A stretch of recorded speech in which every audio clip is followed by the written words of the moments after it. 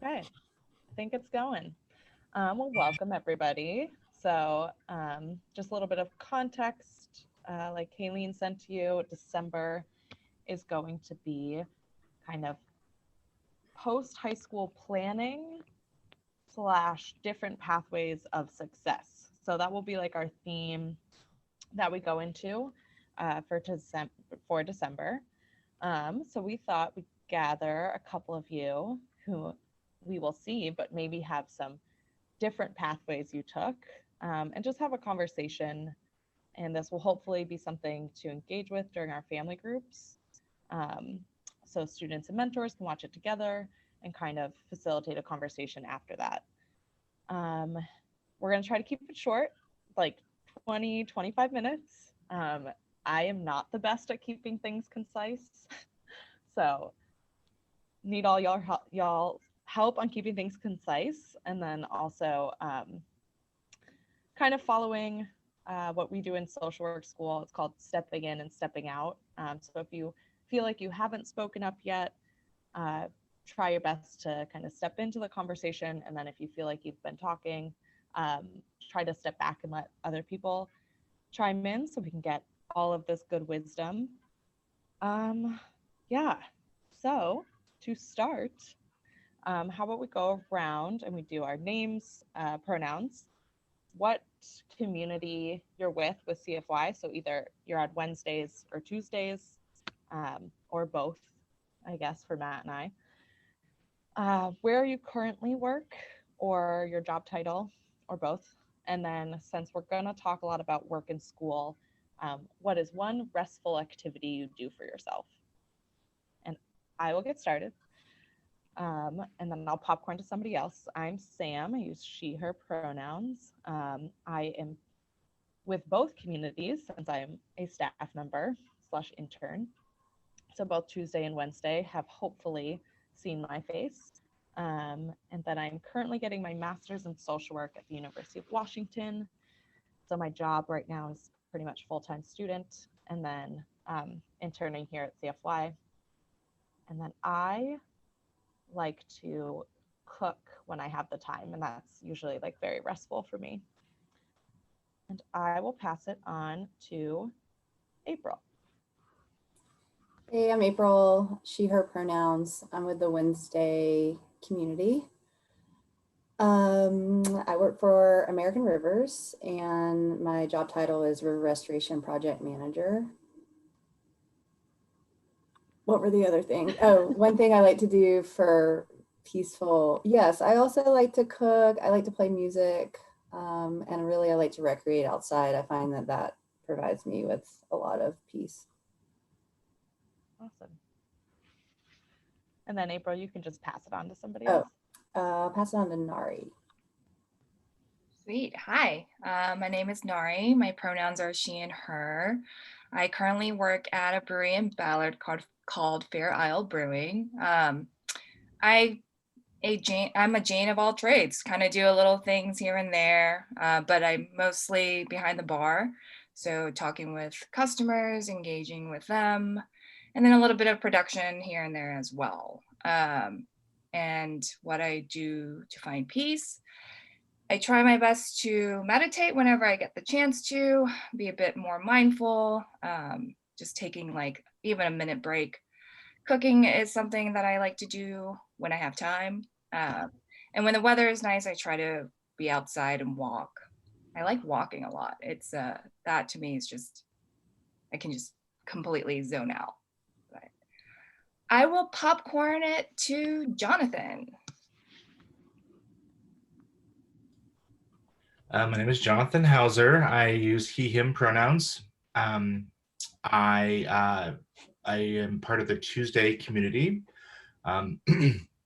I work at REI. I do video production for REI.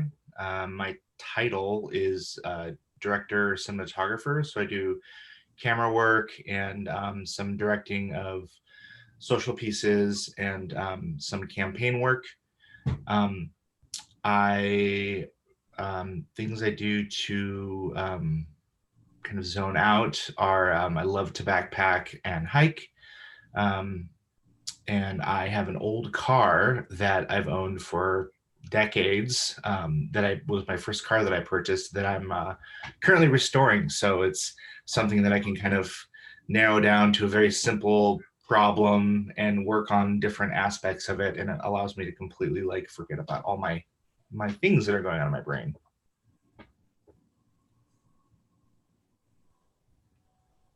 And I am going to pass it to Matthew. Great. Matthew, I use he, him pronouns. I am the development and communications manager at CfY. So because I'm staff, I get to be part of both the communities. Something that I do for like rest and relaxation or a little bit of me time, I definitely like to watch TV and kind of get lost in a really good TV show, maybe binge watch something. I love a really good period piece. So definitely been taking advantage of Netflix during this situation, this time. Nice. Me too, Matt. Me too. Awesome. Okay, so I just have since we're trying to keep it short, a few questions. Feel free to chime in when your thoughts come to you, and we'll see. And if you don't have any, we'll just move on to the next question. But the first question is, what are some messages you grew up with, whether that be from your home or family, your community, or just society and the culture we live in, about what success means and what it looks like? I will start. I grew up as the child of an immigrant refugee who came to America with my family from Vietnam during the war. And success was very interesting to our family. It was being able to make enough money to provide for your family. The success really looked like really have a job and being able to provide for your family. It was very fulfilling.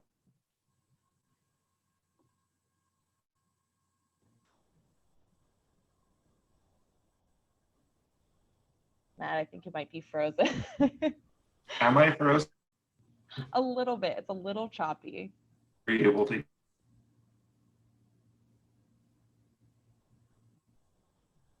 Bits and pieces.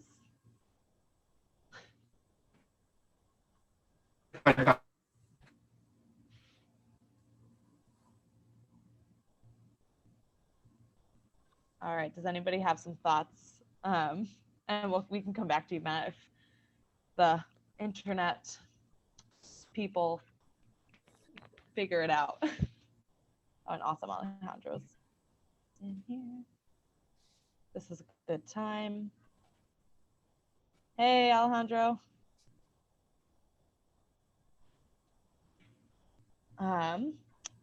So we just did, hey, welcome. Yeah, I'm sorry about the meeting would not stop. You are all good. Do you want to do a quick intro? We did name, pronouns, what community you're a part of, either Tuesday or Wednesday for CfY, and then what is your current job title or job, and something you like to do for rest or peace when you're not working. Yeah, my name is Alejandro, he, him. I'm on part of the Wednesday mentor group, a new member. And my current job is in marketing. I do communications, social media, and marketing for Pike Place Market. And for rest, I play video games whenever I can. I'm a big fan. Cool. Awesome. All right. So we're just started with the question. It's in the chat, but I'll repeat it. What are some messages you grew up with, whether that be from your family or your community or society as a whole, about what success means and what it looks like? And I think, Matt, if your connection is there, maybe we can jump in. Can you see me? Can you hear me? Yes. Go for it. I'm not sure what got cut off last time. But success growing up was really defined by my family, who were immigrant refugees from the Vietnam War. And success was always defined as being able to like take care of yourself and your family. So being able to work, being able to make money, being able to support yourself, and being able to help out your family as well.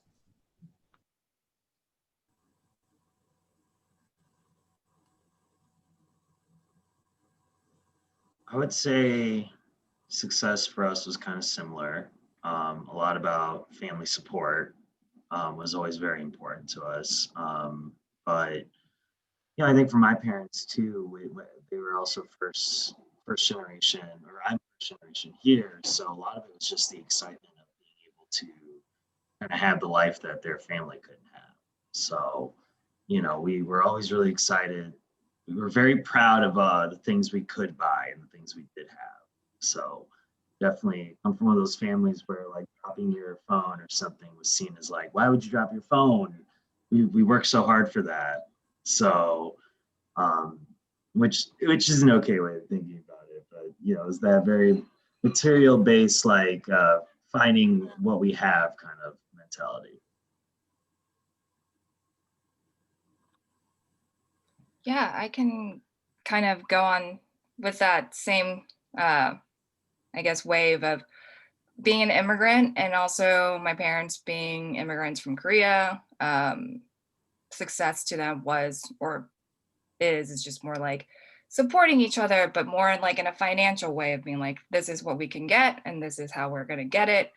And then, yeah, it's just family support financially, and then try to encourage each other through whatever verbal words that they know to show encouragement, considering that my parents didn't grow up in that very like encouraging home.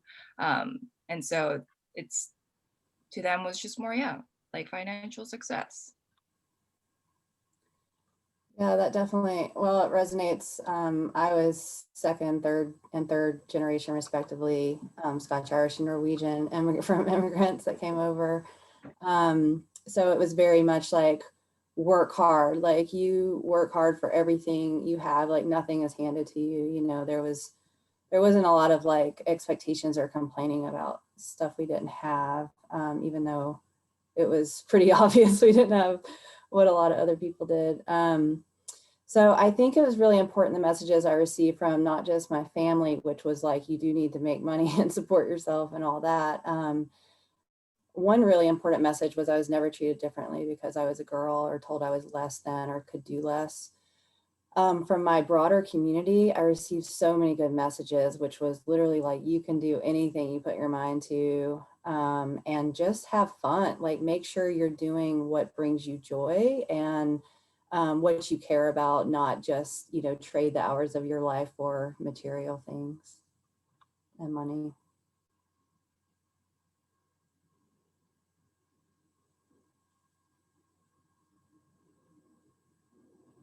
Still have a hard time figuring out how to unmute. Struggle sometimes. Yeah, I grew up in a family just north of Seattle, and we, I'm racking my brain to think about like what the a message of success was for my parents, and I felt like there really wasn't a whole lot of guidance around financial success. They had both come from really unusual family situations, and so neither of them had a really good example of how to do this. And my parents were in oftentimes survival mode when it comes to financial situations, and had a lot of unfortunate circumstances every number of years that caused us to kind of be pushed around. But the biggest thing I think that they did instill in me was, family, community, and just a sense of strong support for each other. My parents were extremely religious, so they, I guess their idea of success was just for me to follow in their religious pathways or religious footsteps, if you would. And so, I'm blazing my own path in a way, which I think that they've kind of come to respect. It's I have been having a hard time over the last number of years trying to figure out what that means for me, and how financial success and how financial how to even manage that. So I didn't really have a very clear definition of that growing up. Thanks for sharing, y'all. I know some of that definitely resonates with me, and I'm hopeful and I am positive that it's going to resonate with some of our students for sure as they're kind of contemplating steps after high school and this idea of success. We're going to switch gears a little bit before we come back to this like big idea of success. But if some of you or all of you could speak to what were some of your moves or steps following high school or when you turned 18, and what were some of the factors in that decision? And like, it depends how long you want to go in your, decisions following that. And these are a lot of questions, so I'll post in the chat. But and how did that help you? What you did after high school and like the decisions you made, how did that help you grow into the person, into the place you are now? And what are some like key takeaways and lessons? I'm happy to go because I love this part of my life. So when I was 17, I moved out and I moved into a rafting company, which I was just lucky enough to grow up like in the mountains near a river. So I became aware that was an opportunity. And so, I got paid, I think I made $4.25 an hour. And the people I met there, the skills I learned and the people I met there like changed my entire life and put me on the trajectory I am now. I was able to basically engage with people from other places like Colorado and from a lot different backgrounds than me. And they told me about different things I could do, right? Like, you could just be a ski bum during the winter and do this, so I didn't really know what I wanted. I knew I needed to go to college. My parents were like really, but there wasn't funding. I had to, get in debt to do that and everything. So I was kind of just like, I don't know exactly what I want to do. And that first summer job like really, really helped me because then, that following year I went and visited some friends in like Boulder, and I just became more aware of like that the world, like I had opportunities at my fingertips being a citizen of this country, that I should capitalize on. But yeah, I kind of have a long path. I did go to undergrad. I got my undergraduate degree. And then for 3 years after that, I was a professional kayaker and just like traveled around kayaking and like doing hospitality jobs and like raft guiding and ski bum type jobs up at resorts. And I feel like those jobs literally provided me with like the most essential skill set I have as an interdisciplinary scientist and a project manager, because ultimately you need to know how to communicate and connect with people. And so there's all these soft skills that you learn through these jobs, like random jobs, that I think really provided me with the right equation for sort of success later on in my life when I realized what I really did love and what I wanted to do.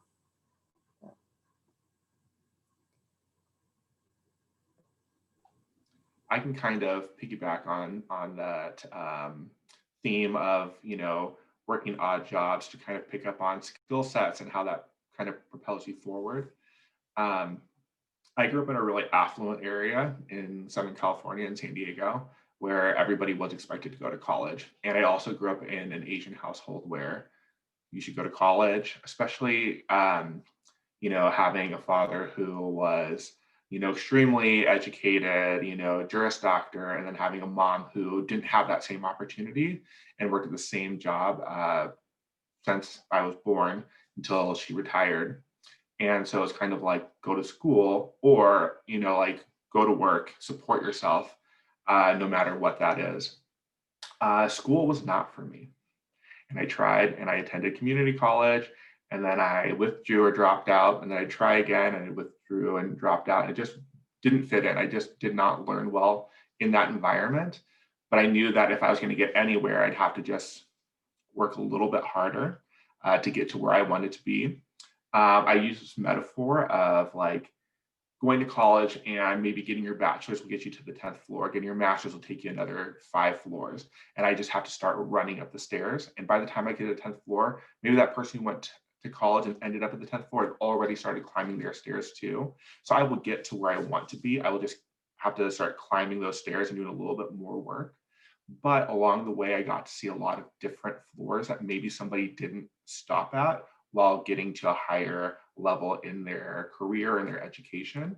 So I did work a lot of jobs, and I worked a lot of things just to get by, whether that be retail management, which are really great jobs, which are high-level jobs as well, hospitality.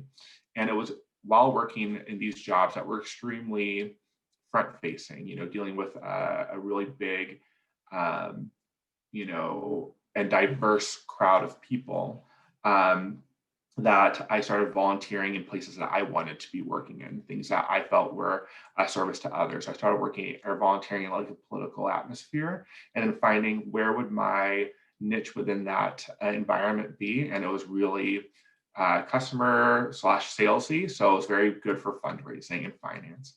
And I did that for years. And then realizing, hey, these are things I'm good at, but I want to do it in something I'm super passionate about, which is people. Less politics, more nonprofit. So when people say, do I want to go the master social work route and actually be able to be a social worker and impact change through direct services, that really wasn't where I thought that I would be able to make a good impact. It wasn't going to be a good way for me to utilize my skill set.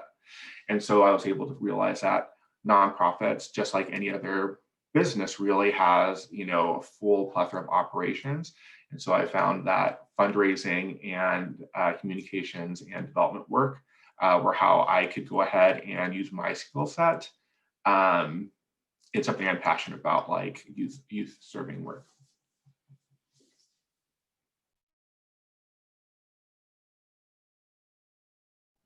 I can kind of start on sort of like I think the common theme here is that you don't know what you want when you're first out of it. Like being 18, you should know anything, which is okay. Or you think you know something and it will change. When I had the path where, I was expected to go to college, and we did. Like my parents always, especially my mom, really valued academia.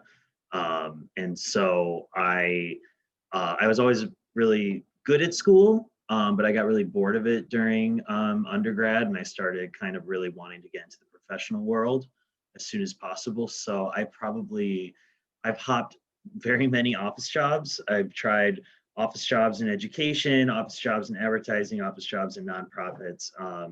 I really kind of embraced the atmosphere of like getting to use my skills and my thinking immediately. And so because of that, I was really convinced I was meant to be in advertising. So I worked really hard. So I'm a good example of like, I really believed I only had this one thing I had to do. So I was really set on advertising. I did the internships. I basically really invested in this as the only path. And I got there, and within a year, I didn't like it at all. So that was really kind of shocking because I was like 22, and I was just really convinced that when you know what you want and when you find it, that's the thing you do, and you become an expert at it. And so for the past like 6-7 years now, I've been continuing to explore every interest I can in order to finally pinpoint what it is that I am passionate about. So my story kind of is culminating again in the way it began, in that I am now applying to grad school currently for another career path that I believe now is the right one, mental health counseling, which is one that I always had in the back of my mind, but always thought advertising and office jobs are going to be more fun.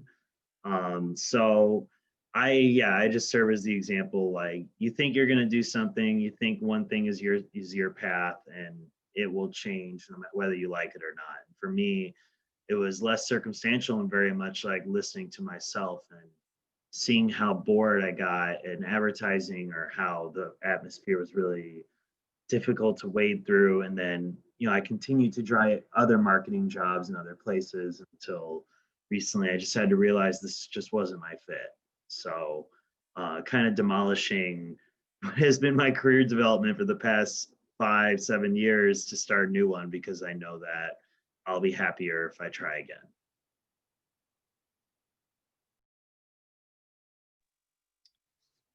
I guess I can go. Matt, just letting you know that metaphor that you use, I love that.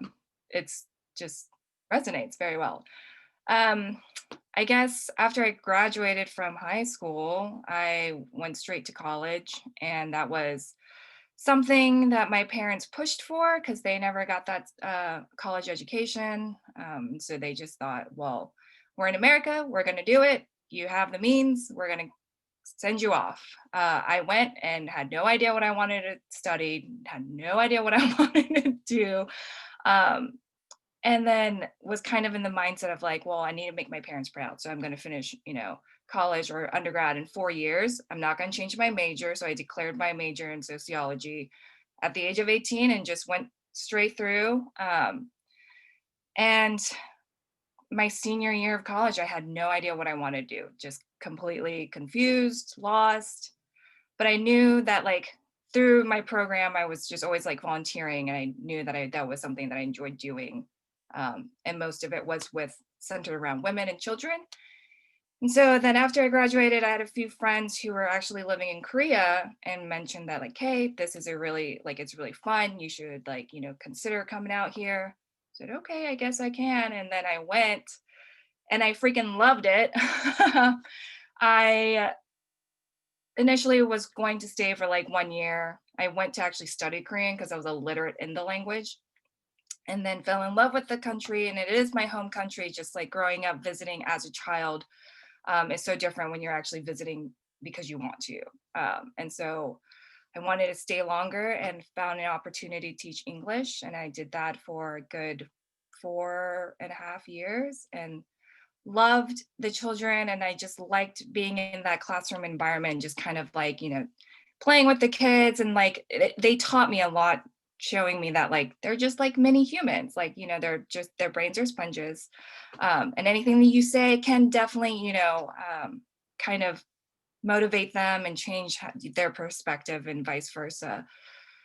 But I wasn't very happy with the education system in Korea, considering how tough and rough it can get.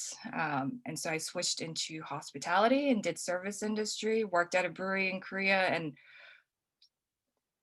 just enjoyed very much of that, and just started off as just like a regular part-timer, and then went up to being a GM for one of the top breweries in Korea. And I kept thinking like this, I know this is not the career path that I want to go, but what I enjoy is just like being around people, and then kind of being that listening ear for, just like even customers that would come in, regulars that would just come in and just share so many things with me. And I would get a lot of energy just like helping them. And that was the same energy that I had when I was teaching English to the students. It's just like, I want to continue this environment, or I kind of want to continue in this environment. And then I moved back to America last year and had an epiphany in 2018 when I was visiting home at a stoplight, saying that I think it's time for me to wrap things up in Korea and come back to the States. And ever since then, it's just kind of been a learning experience, because it's being an re-immigrant, if you want to say. Just I spent so many of my formative years, or my 20s, all in Korea, and then like coming back to a country that I grew up in, but feeling completely foreign at the same time. It is almost like a blank page that I'm having a fun time just filling in on my own.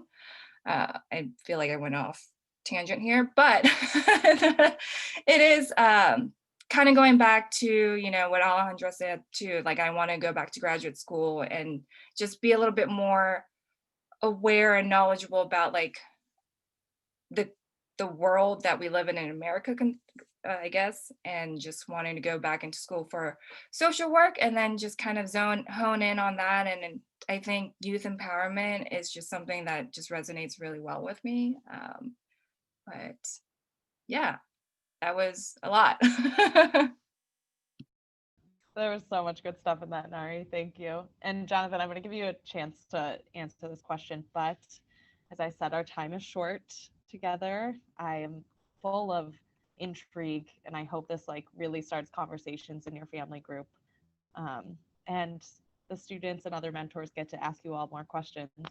But to wrap things up, and Jonathan, you can combine these questions if you'd like.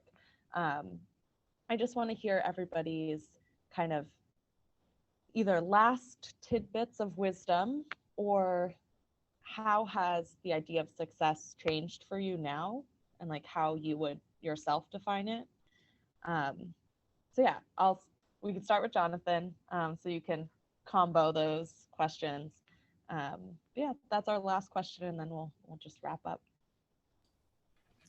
I loved hearing all your stories. This is really, really cool to hear how you all landed where you are and your directions you're going. So basically, I graduated from high school and understood enough about myself to know the way my brain worked and the way that I integrated with traditional education was going to be a long, hard road. And my parents couldn't offer any financial assistance with college. And so basically I was working full-time at a sign shop right out of high school, making signs, and going to school at a community college, trying to get my AA, because that's what I was supposed to do. And it just wasn't feeling right. It just didn't feel, I couldn't grasp to a lot of these concepts.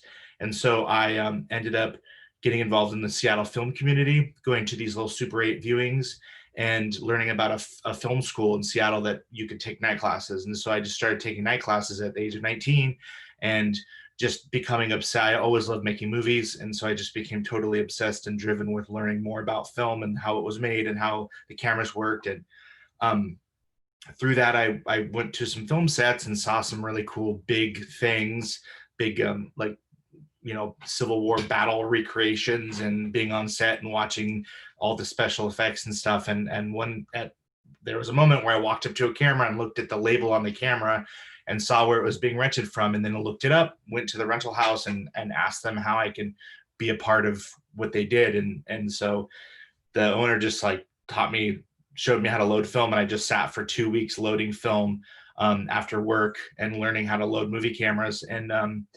And I just became like this free, you know, it was like an internship / mentorship with this gentleman. And when I graduated from this 2-year program, I started my own business and started shooting weddings. And I shot weddings for many years.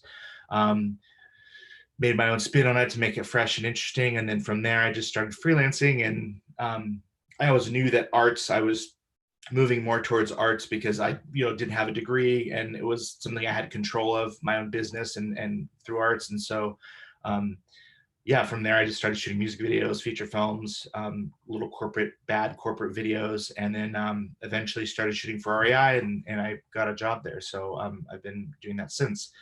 Sorry, what was the second question? Just if you have any last bits of wisdom, or how you define success for yourself now. Oh, yes. I think that I guess one of my bits of wisdom, I guess, or things that I've learned over the last 20 years of trying to make something work is really work to understand who you are and how your brain works and how your brain operates, and then pursue things and pursue directions that feed into that and feed into your strengths. It's good to work on your weaknesses, but sometimes you spend a lot of time beating yourself up over things that you're not good at, which can keep you from progressing in a way that that can give you success. And my idea of success is if I'm able to do something that makes me feel fulfilled and happy, and whatever the paycheck is, I often shoot stuff for free because what I'm doing is making me happy and helping people complete their vision. So just pursue fulfillment and happiness, and whether that means having the house you want, or being able to live where you want to be, or have the car you want, just keep pursuing that. And it's hard to look back with regrets after you do that.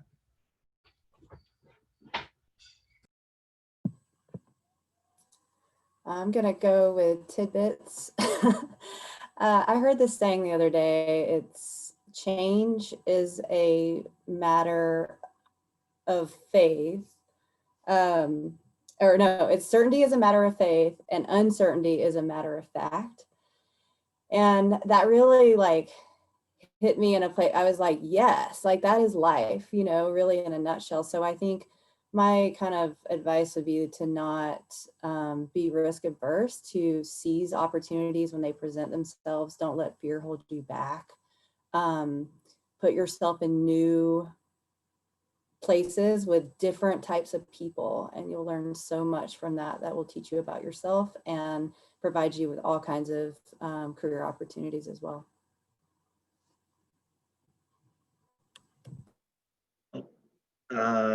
Okay, but always be polite is what I would say. So sorry.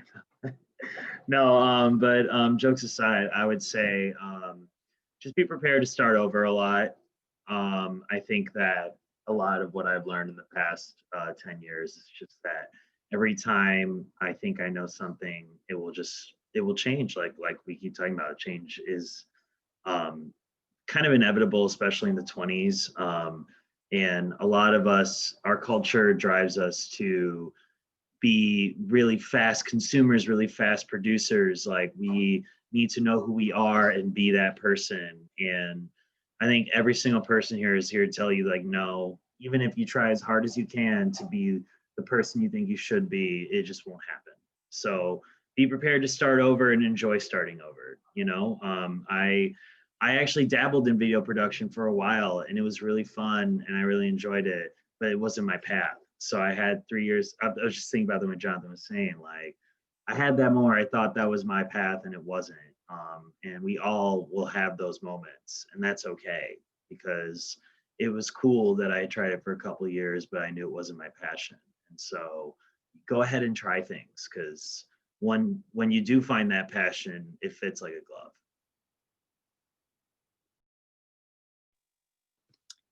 My tidbits are, I guess, success isn't always linear. It changes, obviously. And it's not, don't compare your life or your path to others, because that comparison can really eat away at your soul. And I think it's really important to listen to that, to listen to your brain, listen to your soul, listen to that gut feeling, and restarting and is okay. And being positive doesn't always mean good.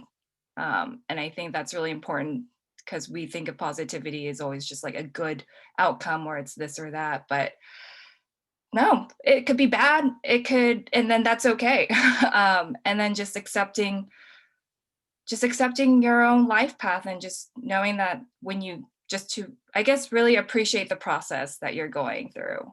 Because once you get to that end goal, there's always, it's a start line for something else. So just be present when you can. I think that I define success differently now as somebody who's kind of done the work. I really feel that success to me is, ending my day, falling asleep at night, knowing that I'm doing good work, that I'm doing work that makes me happy, which kind of flows into like that last tidbit. You're going to have to work hard unless you win the lottery, or, or things along that lines. So just make sure you're working hard to something that really makes you happy. It's something that you're passionate about, something that you're good at. Because if you're going to go ahead and put in all that effort, you don't want to be draining yourself at the same time.